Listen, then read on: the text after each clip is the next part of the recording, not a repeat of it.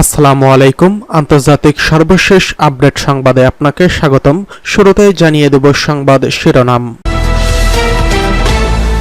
শুরুতেই জানিয়ে দেব ইসরায়েল এবার নিশ্চিহ্ন হয়ে যাবে, কঠোর হুঁশিয়ারি করছে তেহরান। জানিয়ে দেব আফগানিস্তান নিয়ে এবার নতুন খেলায় মেতে উঠেছে ভ্লাদিমির পুতিন। এরপরে জানিয়ে দেব মার্কিন পররাষ্ট্র দপ্তরের বিরুদ্ধে ফিলিস্তিনিদের মামলা। সর্বশেষ জানিয়ে দেব উত্তর কোরিয়ার অর্ধশত সৈন্যকে হত্যার দাবি করছে ইউক্রেন। এতক্ষণ শুনছিলেন সংবাদ শিরোনাম, এবারে বিস্তারিত।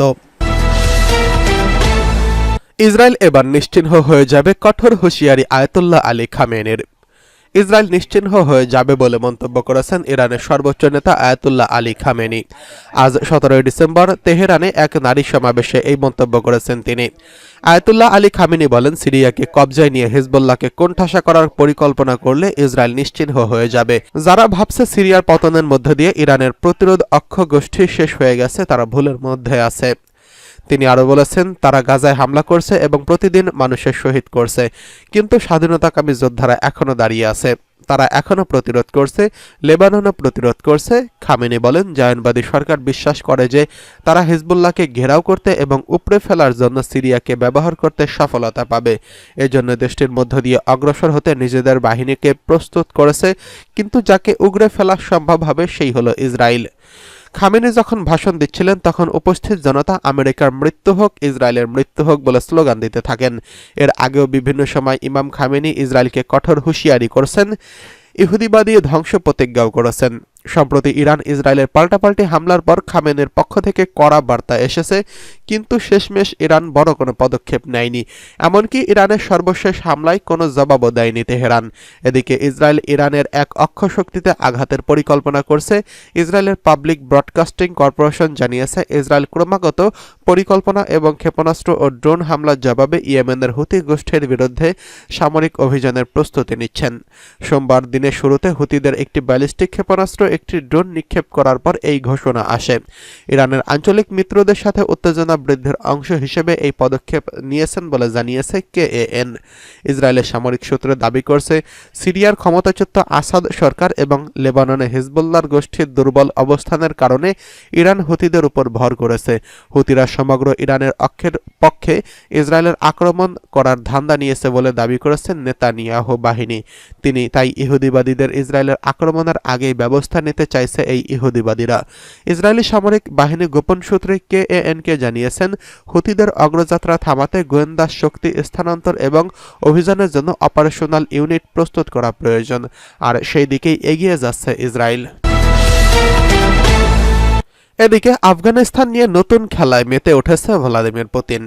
1 বা 2 বছর নয়, 2 দশক আফগানিস্তানে কাটিয়েছে মার্কিন বাহিনী, কিন্তু ব্যর্থতার মালা গলায় নিয়ে রীতিমতো পালিয়ে আসতে হয়েছে আফগানিস্তান থেকে।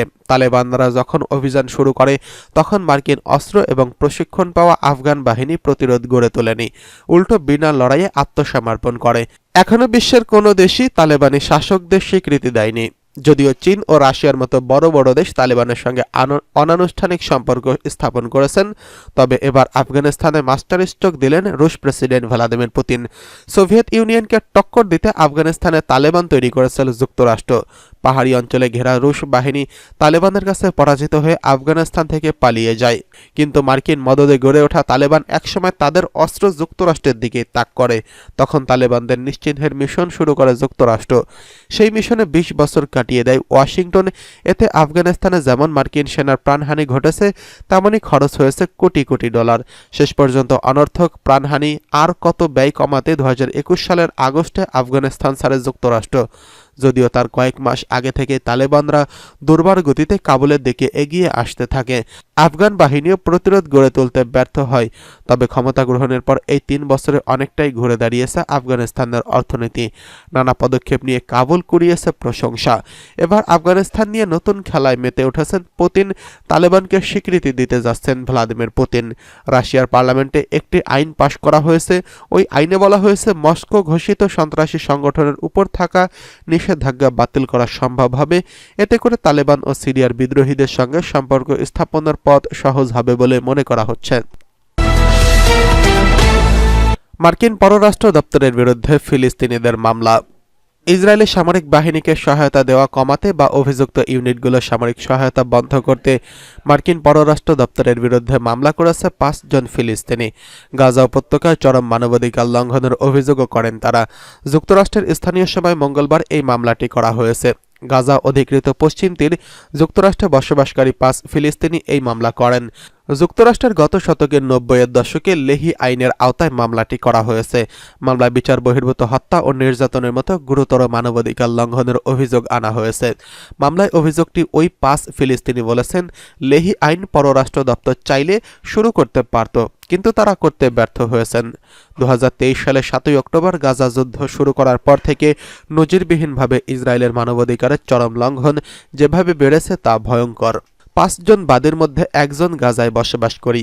তিনি পেশায় শিক্ষক। তার ছদ্মনাম আমাল গাজা। ওই নারী এক বিবৃতিতে জানিয়েছেন, যুদ্ধ শুরু হওয়ার পর থেকে তিনি এখন পর্যন্ত ৭ বার বাস্তুচ্যুত হয়েছেন। ইসরায়েলি হামলায় তার পরিবারে ২০ সদস্য নিহত হয়েছেন। তিনি বলেছেন, আমার দুঃখ কষ্ট আমার পরিবারের অকল্পনীয় ক্ষতি উল্লেখযোগ্যভাবে কমবে যদি যুক্তরাষ্ট্র চরম মানবাধিকার লঙ্ঘনকারী ইসরায়েলের ইউনিটগুলোর কাছে সামরিক সহায়তা দেওয়া বন্ধ করে। এ বিষয়ে জানতে আল জাজিরার পক্ষ থেকে যোগাযোগ করা হলে মার্কিন পররাষ্ট্র দপ্তর জানিয়েছে যে তারা বিচারাধীন মামলা থেকে কোনো মন্তব্য করে না। রাশিয়ার কুরস্ক অঞ্চলে হামলায় চালিয়ে অর্ধশত উত্তর কোরিয়ার সৈন্য হত্যার দাবি করেছে ইউক্রেন। ৩ দিনের লড়াইয়ে ওই সৈন্য হত্যার দাবি করেছে বিশেষ ওই বাহিনী। এছাড়া এই লড়াইয়ে আহত হয়েছে আরও অন্তত ৪৭ জন। ইউক্রেনের স্পেশাল ফোর্স তাদের প্রকাশিত ফুটেজে এফপিডি ড্রোন ব্যবহার করে যুদ্ধক্ষেত্রে সৈন্য সদস্য এবং সামরিক সরঞ্জাম টার্গেট করে আঘাত হানার দৃশ্য প্রকাশ করেছেন। কুরস্কের যুদ্ধক্ষেত্রে সফলভাবে উত্তর কোরিয়ার সৈন্য এবং সামরিক সরঞ্জামকে নিশানা করায় এফপিডি ড্রোনের ফুটেজ প্রকাশ করেছে ইউক্রেনের স্পেশাল অপারেশন ফোর্স। ইউক্রেনীয় সংবাদ মাধ্যম কিয়েভ ইন্ডিপেন্ডেন্ট বলেছে, গত আগস্টের শুরুর দিকে কুরস্কে ওব্লাস্টে যুদ্ধরত ইউক্রেনীয় সৈন্যদের বিরুদ্ধে লড়াইয়ে সহায়তা করার জন্য উত্তর কোরীয় ১০,০০০ সৈন্য মোতায়েন করছে রাশিয়া। ইউক্রেনের স্পেশাল অপারেশন ফোর্স ফেসবুকে দেওয়া এক পোস্টে বলেছেন, উত্তর কোরিয়ার সৈন্যদের জন্য উষ্ণ অভ্যর্থনার আয়োজন করেছিল রাশিয়ার কুরস্ক অঞ্চলে। এই সময় ২টি সাজোয়াজান, ২টি গাড়ি এবং একটি অল টেরেন গাড়িতে হামলা চালানো হয়। তবে কুরস্কে উত্তর কোরীয় সৈন্যদের লক্ষ্য করে হামলা চালানো হয় এবং সৈন্যদের হত্যার ঘটনায় ইউক্রেনের স্পেশাল ফোর্সের দাবিটি স্বতন্ত্রভাবে যাচাই করতে পারেনি কিয়েভ ইন্ডিপেন্ডেন্ট। কিয়েভ বলছে, গত নভেম্বরের শুরুতে কুরস্ক অঞ্চলে উত্তর কোরীয় সৈন্যদের মোতায়েনের তথ্য পায় ইউক্রেন। এরপর থেকে উত্তর কোরীয় সৈন্যদের সঙ্গে ইউক্রেনের সামরিক বাহিনীর সীমিত লড়াই চলছে। পরে এই সৈন্য ব্যবহার করে ইউক্রেনীয় বাহিনীর বিরুদ্ধে স্থল অভিযান শুরু করে রাশিয়া। ইউক্রেনের সামরিক গোয়েন্দা সংস্থা এইচইউআর বলেছে, গত ১৪ ও ১৫ ডিসেম্বর ইউক্রেনীয় বাহিনীর হামলায় উত্তর কোরিয়ার ৩০ সৈন্য হতাহত হয়েছেন। যুদ্ধক্ষেত্রে উত্তর কোরীয় সৈন্যদের হতাহতের ঘটনা রাশিয়া আড়াল করার চেষ্টা করছে বলে জানিয়েছে ইউক্রেনের প্রেসিডেন্ট ভ্লাদিমির জেলেনস্কি। এই কারণে উত্তর কোরিয়ার সৈন্য এবং সামরিক যানবাহনের ক্ষয়ক্ষতি পূর্ণাঙ্গ পরিসংখ্যান প্রকাশ করা কঠিন হতে পারে বলে মন্তব্য করেছেন তিনি।